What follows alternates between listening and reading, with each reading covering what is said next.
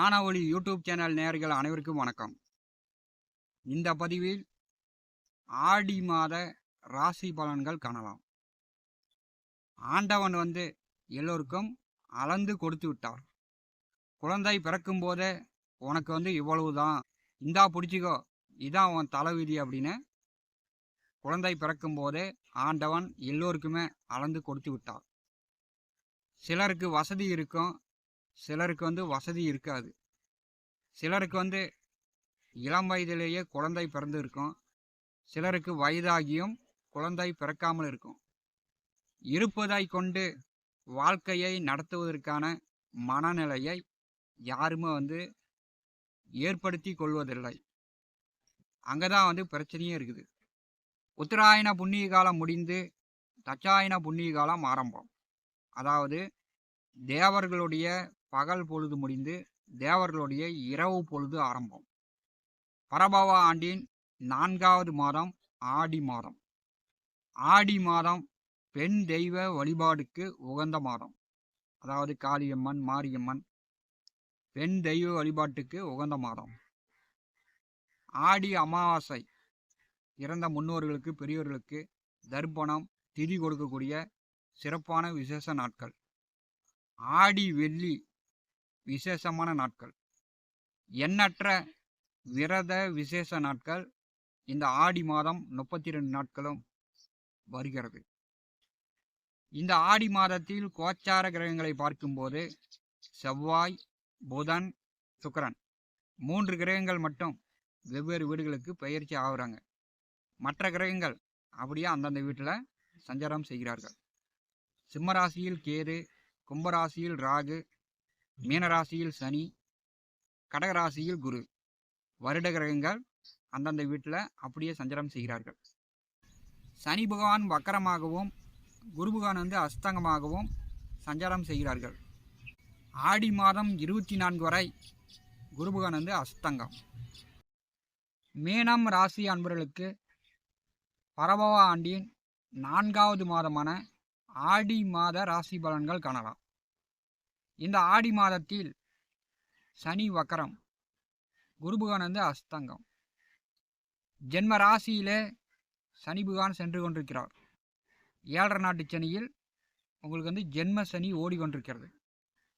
உத்திரட்டாதி நட்சத்திரம் 3ஆம் பாதத்திலிருந்து 2ஆம் பாதம் 1ஆம் பாதம் வரை நவம்ச கட்டத்தில் ஒரு 3 ராசிகளை சனி பகவான் கடக்கப் போகிறார். இன்னொரு 5 மாத காலம்.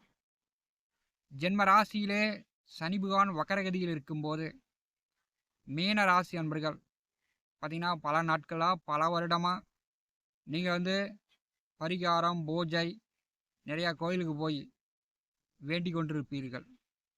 அந்த வேண்டுதலுக்கு இந்த மாதம் தெய்வமே நேரில் உங்களுக்கு வரம் கொடுக்க போகிறது. மீனராசி அன்பர்களுக்கு சனி பகவான் வக்கரகதியில் செல்வது பெரிய அளவு அதிர்ஷ்டம். ஏன்னா ஜென்ம சனியின் பாதிப்பிலிருந்து கொஞ்சம் ரிலாக்ஸ் ஆவீங்க. சனி பகவான் வக்கரகதியில் பின்னோக்கி செல்லும்போது மீன ராசி அன்பர்களுக்கு பார்த்திங்கன்னா சுப செலவுகள் ஏற்படும். விரய செலவு, தண்ட செலவு, தேவையில்லாத செலவு, உங்களுக்கு மன ரீதியாக, உடல் ரீதியாக சனி பகவான் ஏகப்பட்ட தொல்லை தொந்தரவுகள், நிம்மதி இல்லை, எல்லாமே தடை தாமதம் உங்களுக்கு ஏற்படுத்தி கொண்டிருக்கிறது. சனி வக்கரகதியில் செல்லும்போது இந்த ஆடி மாதத்திலிருந்து இன்னொரு 5 மாதம் உங்களுக்கு சனியால் பிரச்சனை இல்லை. மீன ராசி அதிபதி குரு பகவான் 5வது வீட்டிலே அஸ்தங்கமாக செல்கிறார். பூர்வ புண்ணிய புத்திரஸ்தானத்திலே 6ஆம் அதிபதி சூரியன் செல்கிறார். இந்த மாதம் எக்காரணத்தை கொண்டும் உங்கள் குழந்தைகளை ஆழமான நிறையா தண்ணி இருக்கக்கூடிய இடத்துக்கு, ஏரி, குளம், கொட்டை, இந்த மாதிரி தண்ணி இருக்கக்கூடிய இடத்துக்கு உங்கள் குழந்தைகளை போகாமல் பார்த்துங்க. குழந்தைகளுக்கு நோய் நொடி, சளி, காய்ச்சல், இந்த மாதிரி குழந்தைகளுக்கு பிரச்சனையை உண்டு பண்ணலாம். 5வது வீட்டிலே 6ஆம் அதிபதி செல்லும்போது உங்கள் குழந்தைகள் உடல் ஆரோக்கியத்தில் மீனராசி என்பர்கள் இந்த மாதம் கவனம் எடுத்து கொள்ள வேண்டும். 6ஆம் அதிபதி 5வது வீட்டிலே செல்லும்போது சிலருக்கு வேலை உத்தியோக மாற்றம் இந்த மாதம் ஏற்படுவதற்கு வாய்ப்புண்டு. பெரும்பாலும் பூரிய சொத்து சார்ந்து உங்களுக்கு வழக்கு வில்லங்கங்கள் இருந்துச்சுன்னா, கோர்ட்டில் கேஸ் நடந்துகிட்டு இருந்துச்சுன்னா, இந்த மாதம் தீர்ப்பு வர மாதிரி இருந்துச்சுன்னா உங்களுக்கு சாதகமாக தீர்ப்பு வந்து அந்த கேஸு முடியக்கூடிய அமைப்போடு இந்த மாதம் உண்டு. 6ஆம் அதிபதி சூரியன் 5வது வீட்டில் செல்லும்போது பார்த்திங்கன்னா பங்காளிகள் வழியில், அண்ணன் தம்பி உடன் பிறந்தவர்கள் வழியில், பூரிய சொத்துக்கள் வழியில் ஒரு சிலருக்கு இருந்து வந்த வில்லங்கங்கள் இந்த மாதம் தீரும். சந்திர பகவானும் சுக்கிர பகவானும் மீனராசிக்கு 6வது வீட்டிலே இந்த மாதம் சந்திர பகவான் வந்து 6ஆம் வீட்டிலிருந்து சுக்கரனோடு இருந்து சஞ்சாரம் செய்கிறார். 6வது வீட்டிலே சந்திர பகவான் இருப்பது இந்த மாதத்தை தொடங்கி வைப்பது மீனராசிக்கு பெரிய அளவு அதிர்ஷ்டம்தான். நல்ல மன மகிழ்ச்சியை உண்டு பண்ணும். மன அழுத்தம், மன வேதனை, மன குழப்பம், ஒரு நிம்மதி இல்லாத தன்மையாக இருந்துச்சு, அதெல்லாம் நீங்கும். ஜென்ம ராசியிலே சனி பகவான் இருக்கும்போது உங்களுக்கு இறை வழிபாட்டின் மீது அதிக ஆர்வம் இருக்கும். இந்த கோயிலுக்கு போகலாம், அந்த கோயிலுக்கு போகலாம், இங்கே போகலாம், அங்கே போகலான்னு நீங்கள் வந்து ஆன்மீக ஈடுபாட்டில் அதிகமாக வந்து பயணங்கள் செய்து கொண்டிருப்பீங்க. இப்போ சனி பகவான் வக்கரகதியில் இருக்கும்போது அது இன்னும் கொஞ்சம் கூடுதலாக இருக்கும். 6வது வீட்டிலேருந்து சந்திர பகவான் மாதத்தை தொடங்கி வைக்கும்போது உங்கள் பயணங்கள் உங்களுக்கு சாதகமாக இருக்கும். 6ஆம் வீட்டில் சுக்கரனோடு சந்திர பகவான் மாதத்தை தொடங்கி வைக்கும்போது இப்போ வந்து பல நாட்களாக பல வருடங்களாக உங்களுக்கு தடைபட்டு கொண்டிருந்த சில காரியங்கள் இந்த மாதம் மீண்டும் உங்களுக்கு வந்து எழுந்து நடக்க ஆரம்பிக்கும். அந்த தடைப்பட்ட காரியம் தடையில்லாமல் செயல்பட தொடங்கும். அது திருமண காரியமாக இருக்கலாம், வேலை தொழில் உத்தியோக ரீதியாக இருக்கலாம், உங்கள் குழந்தைகள் சார்ந்ததாக இருக்கலாம். 6வது வீட்டிலிருந்து சந்திர பகவான் மாதத்தை தொடங்கி வைக்கும்போது சில அதிர்ஷ்டம் உண்டு. 6வது வீட்டிலே 3, 8ஆம் அதிபதி சுக்கிர பகவான் செல்லும்போது பார்த்தீங்கன்னா இந்த மாதம் உங்களுடைய உடல் ஆரோக்கியத்தில் கொஞ்சம் கவனம் எடுத்துக்கணும். பிபி, பிரஷர், சர்க்கரை இருப்பவர்கள் சர்க்கரை அளவு கொஞ்சம் கூடுதலாக இருக்கும். அடிக்கடி பார்த்திங்கன்னா கொஞ்சம் உடம்பு சோம்பலாகும். 6ஆம் வீட்டில் சுக்கிரன் செல்லும்போது மின் சாதன பொருட்கள் வீட்டில் வந்து பிரிட்ஜு, டிவி, வாஷிங் மிஷின் இந்த மாதிரி மின்சாரத்தால் இயங்கக்கூடிய பொருள் வந்து பழுதாகலாம். அதை ரிப்பேர் பண்ணுற மாதிரியான சூழ்நிலை செலவுகள்லாம் ஏற்படலாம். 6ஆம் வீட்டில் சுக்கிரன் செல்லும்போது வேலை உத்தியோகம் பார்க்கக்கூடியவர்களுக்கு இந்த மாதம் வந்து சரியாக கரெக்டாக வந்து வேலைக்கு போக முடியாதான் சில நாட்கள் லீவு போடக்கூடிய சூழ்நிலைகளும் இந்த மாதம் ஏற்படலாம். ஆடி மாதம் 17 வரை 6ஆம் வீட்டில் சுக்கிரன் செல்லும்போது உங்களுக்கு வந்து ஆன்மீக காரியங்களாக, அதாவது கோயிலில் கும்பாபிஷேகம் நடக்குது, உள்ளூரில் வந்து கோவில் கட்டுறாங்க, அதுக்கு வந்து பஞ்சாயத்து பேசுகிறாங்க அப்படின்னு கோவில் காரியங்களாக உங்கள் வேலை தடைப்படலாம். வேலைக்கு போகாமல் ஒரு 4-5 நாள் லீவு போடக்கூடிய சூழ்நிலை கூட இந்த ஆடி மாதம் 17க்குள் ஏற்படும். ஆடி மாதம் 17ஆம் தேதி மீனராசிக்கு 7வது வீட்டிற்கு சுக்கிரன் வருகிறார். அங்கே வந்து சுக்கிரனுடைய நேச வீடு. சுக்கிரன் சனி நேர்பார்வையில் இருக்கும்போது மீனராசி என்பவர்களுக்கு பார்த்திங்கன்னா பயண அலைச்சல்கள் இருக்கும்.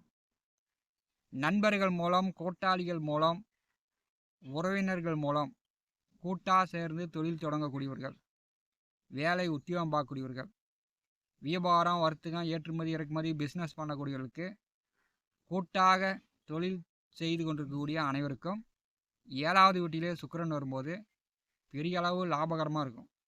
நல்லா பணம் சம்பாதிக்கலாம். 3ஆம் அதிபதி 7ஆம் வீட்டிற்கு வரும்போது அவருடைய பார்வை மீனராசியின் மேல் விழும்போது தங்க நகை, வெள்ளி நகை எடுப்பதற்கான வாய்ப்புகள், வீட்டுக்கு தேவையான பண்டம் பாத்திரங்கள் வாங்கிறதுக்கான வாய்ப்புகள் ஆடி மாதம் 17க்கு பிறகு உங்களுக்கு உண்டு. மீனராசிக்கு 7வது வீட்டிலே சுக்கிரன் வந்து நேசம் ஆவார். அப்போ வந்து உங்களுக்கு இளைய உடன் பிறந்தவர்கள் இருந்தாங்கன்னா அவங்களிடம் நீங்கள் கவனமாக இருக்கணும். இளைய உடன் பிறந்தவர்களிடம் உங்களுக்கு சண்டை வரும், அல்லது இளைய உடன் பிறந்தவர்களுக்கு உங்களால் உதவி தேவைப்படும். அவங்களுக்கு வந்து நோய் நொடி மருத்துவ செலவுகள் ஏற்பட வாய்ப்புண்டு. மீனராசிக்கு 2ஆம் அதிபதி 3வது வீட்டிலே செல்கிறார்.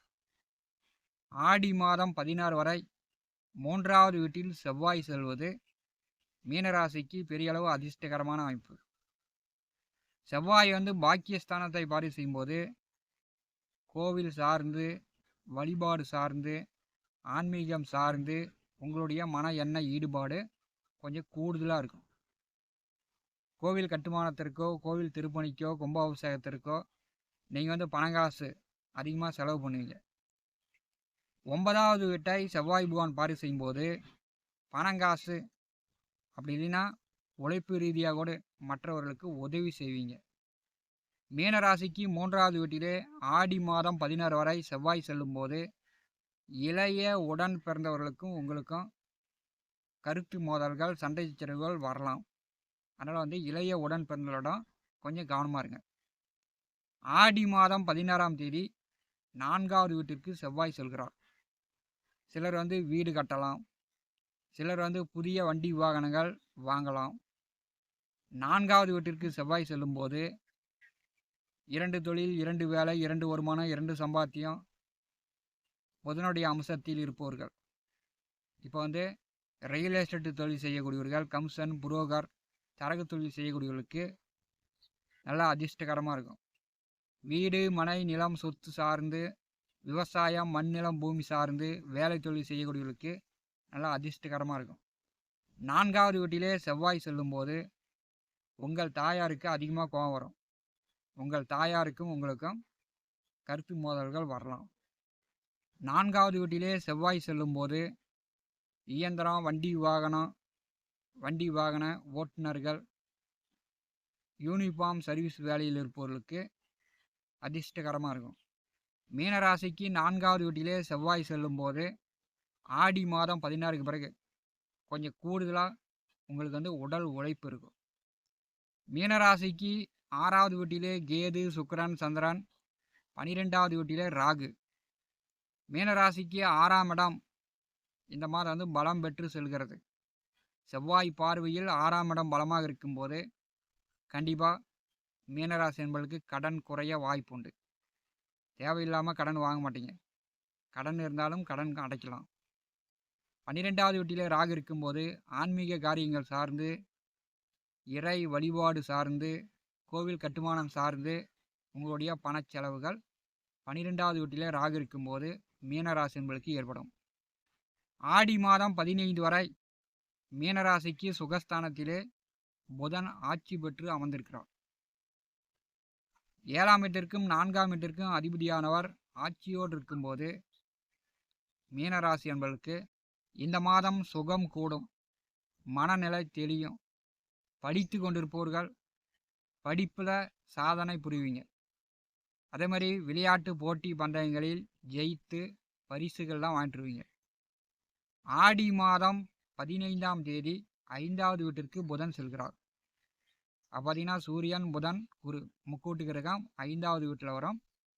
உங்களுடைய குழந்தைகள் படிப்பு, எதிர்காலம் சார்ந்து, உடல் ஆரோக்கியம் சார்ந்து கொஞ்சம் கூடுதல் கவனம் எடுத்து நீங்கள் கண்காணிக்கக்கூடிய அமைப்பு மீனராசி என்பதற்கு ஆடி 15 முதல் புதனால் ஏற்படும். ஆடி மாதம் மீனராசி என்பதற்கு கோச்சார கிரகங்கள் சாதகமாக இருக்கிறது.